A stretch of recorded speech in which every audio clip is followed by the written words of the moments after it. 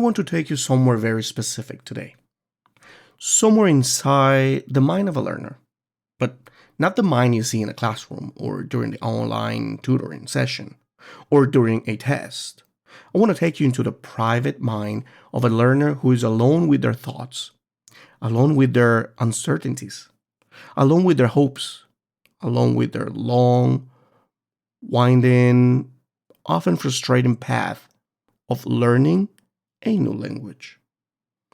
Because that private space, that inner room, that sometimes teachers never truly understand or fully understand or see, is where learner autonomy is built, or it is where it collapses. Self-assessment and learner autonomy are not new ideas in language education, but most people misunderstand them. They imagine autonomy as students learning on their own, or they imagine self-assessment as simply asking students, "How do you think you did?" That is not autonomy, first of all. That is not self-assessment either.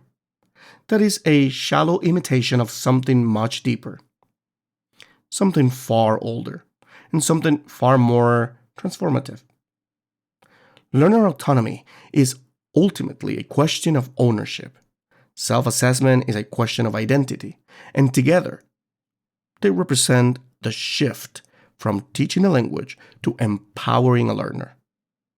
And that shift, that philosophical, pedagogical, psychological shift, is what today's episode is really about.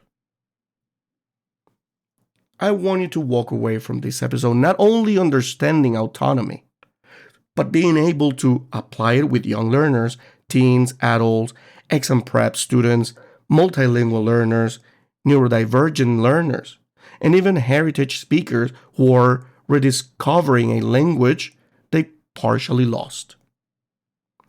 This is going to be a long, immersive, deeply reflective journey. A journey filled with research, stories, classroom practices, cognitive science, and honest conversation about what learners actually need.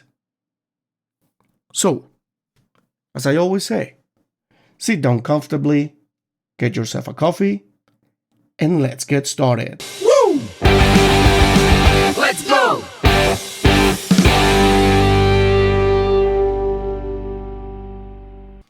One of the biggest misconceptions in language education is that learner autonomy is some modern trend, something invented with technology, or with online learning, or with the rise of independent study.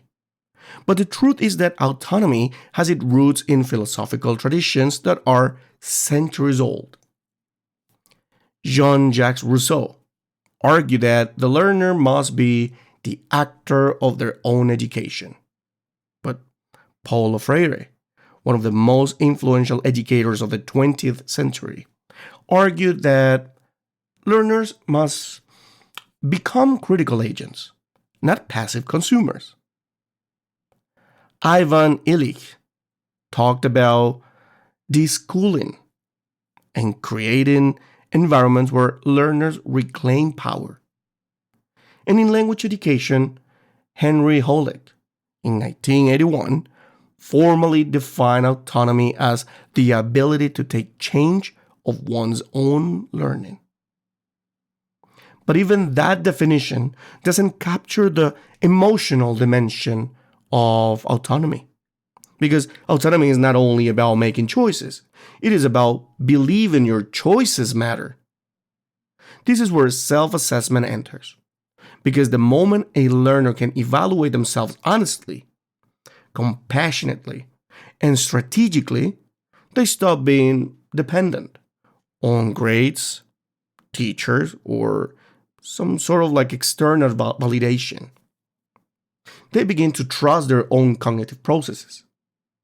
They begin to learn how to learn. A lot of teachers assume that students resist autonomy because they're lazy. Students don't want to do self-assessment, they say. Students don't want responsibility. Students won't reflect unless I force them. But the truth is far more human and far more universal. Most learners don't resist autonomy, they fear it. But this is the why. Why? Because autonomy demands vulnerability. Mhm. To self assess honestly, a learner has to confront. I'm not as strong in listening as I thought. My pronunciation still needs work. I get anxious when speaking. I don't remember vocabulary unless I review it. Or maybe I translate too much in my head. Or I freeze when I don't know a word. Self assessment exposes the learner's internal world, the good, the bad, and the insecure. And culturally, many learners have been taught to hide weakness.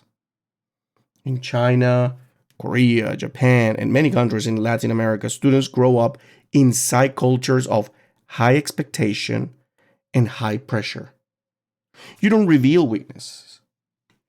You don't rate yourself low. You don't admit what you don't know. You wait for the teacher to tell you what you are worth.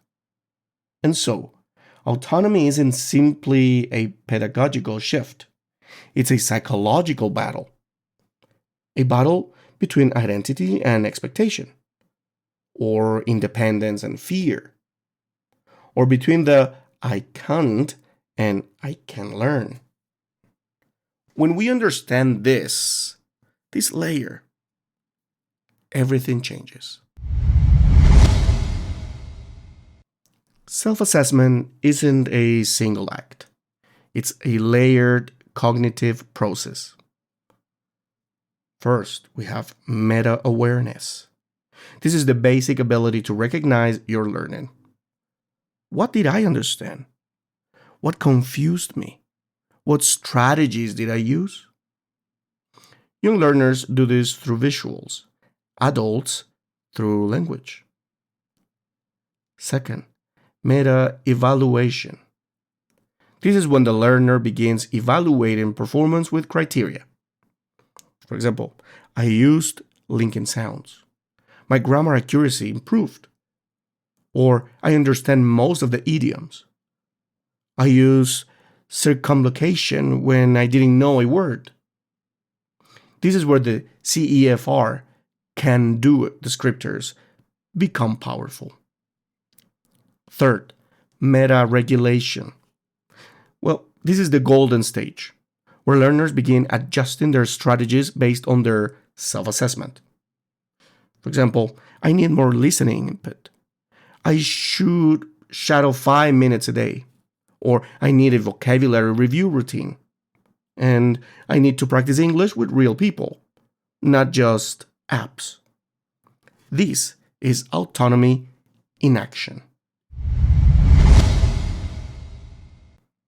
But now, let's talk about something uncomfortable. The way most classrooms assess learning actively destroys autonomy. When assessment is always external, when the teacher is only evaluator, when learning is measured only through tests, learners develop a passive learning identity. Yes, they learn to wait, to guess what the teacher wants, to chase perfection, or to hide fears, or to panic during mistakes. External testing teaches learners one thing: your progress belongs to someone else. Autonomy teaches the opposite: your progress belongs to you. And now, this is where we go deeper. I want to bring real experiences, some personal, some shared by teachers worldwide. Here I have a story. This one is an adult learner who fears speaking. A 42-year-old engineer once told me during a lesson, I can't assess myself. I only know what's right when someone corrects me. He grew up in a school system where mistakes were punished, where exams determine your worth, where language was not a tool for communication, but a tool for judgment. Then we started weekly self-assessment. Just 3 questions. What did you do well today? What do you want to improve? And what strategy will you try next time? So, after 4 weeks, he said, I don't fear mistakes anymore. They are data points. And that is autonomy again, right? My second story actually comes from a 9-year-old in China. A young girl once looked at a self-evaluation smiley chart and said, I choose the middle one. Not happy, not sad, because I tried. That is meta-awareness. That is autonomy in its earliest form. Beautiful. Then I have another story. A student preparing for IELTS learned more in 2 months using instructor self-assessment than in 6 months of teacher-led correction.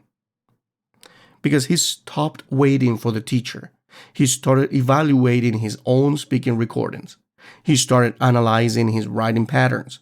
He started identifying his most frequent collapse points. That is the power of autonomy in exam prep. And now let's move on to the following part. The part for teachers. This is the part that most of them love, where we go a little bit deeper. Here I have high impact tools divided by learner age. So, take notes. For young learners, how did I do? Color charts. Emotion-based self-assessment stones. Visual progress path, I can say. Choice-based activity menus. Reflection time puppets. What did you learn today? Now, for teens. Teenagers. Weekly reflection journals. Progress trackers. Speaking confidence meters. Skill checklist. For example, my reading strategies today were peer reflection circles. Project retrospectives. Now, for adults, CEFR-based self-rating, strategy planning sheets, listening diagnostic logs, vocabulary recycling dashboards, pronunciation, self-monitoring, mistake, strategy action mapping, and performance analysis from recordings. These tools change the entire learning culture. Believe me, I tried them myself. And now, we're living in the most autonomy-friendly era ever. Apps, AI tools, and platforms make self-assessment accessible. Voice recognition, automatic pronunciation scoring, SRS analytics, listening difficulty tracking, vocabulary progress visualization. But here's the truth. Technology doesn't create autonomy. It amplifies autonomy that already exists. Now, this is where the topic becomes emotional. When learners become autonomous, their confidence grows, their fear shrinks, their resilience increases, their self-worth changes, their relationship with the language deepens. And keep in mind, language is not memorization. Language is identity. Autonomy is identity formation. Students stop asking, am I good at English? And start asking, how can I grow next? That mindset shift is revolutionary. Autonomy is not an individual habit. It is a classroom ecosystem. I think we all agree on this one. So, normalize mistakes. Remove shame. celebrate risk taken, teach strategy before content, make thinking visible, offer choices. Another one, use formative feedback. That's a very good one. Invite students to co-create routines. Ask reflection questions every day. When the classroom changes, the learner changes.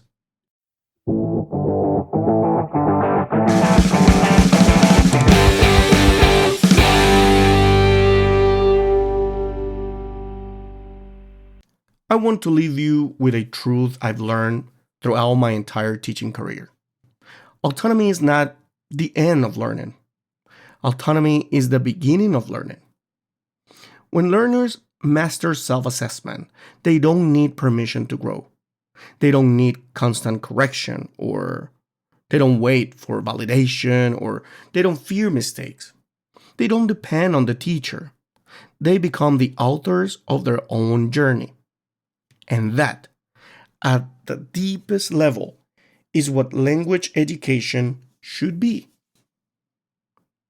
And as always, until next time, keep trusting your growth, keep listening to your inner teacher, and keep taking ownership of your linguistic journey.